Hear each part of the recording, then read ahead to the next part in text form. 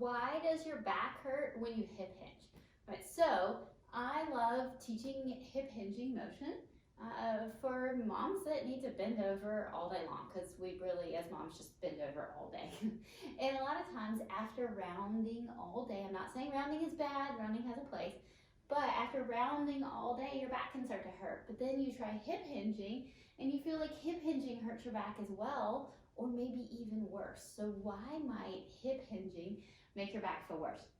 Well, there's generally at least one key thing that tends to pop out when I see somebody who says hip hinging bothers my back. And that is somebody who tends to go more into an excessive anterior tilt. So they stick their bottom out a lot when they go to hip hinge. And so what ends up happening is they end up really turning on those paraspinals. They end up kind of cranking their facets together in their back. And they don't get enough support from the front. Their belly kind of hangs out, maybe feels a little bit squishy. And so what ends up happening is they use all back muscles, no front support. So it ends up being a very unbalanced hinge, and then that ends up hurting their back.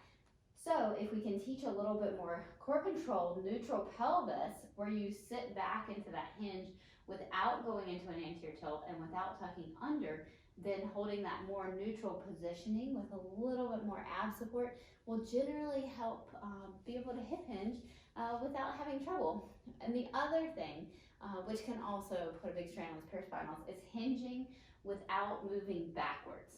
Okay, so when we move backwards, we really sit into our hips, right? And that's the whole point of hip hinging, blow these big glute muscles. So when we hinge, we really sit into our hips. But what will happen is somebody will just come forward and they'll hinge, but that'll put a lot of strain on their back because they're not sitting back into that hip hinge. Okay, so try those tips to see if that helps you bend over and saves your back some aches and pains during the day.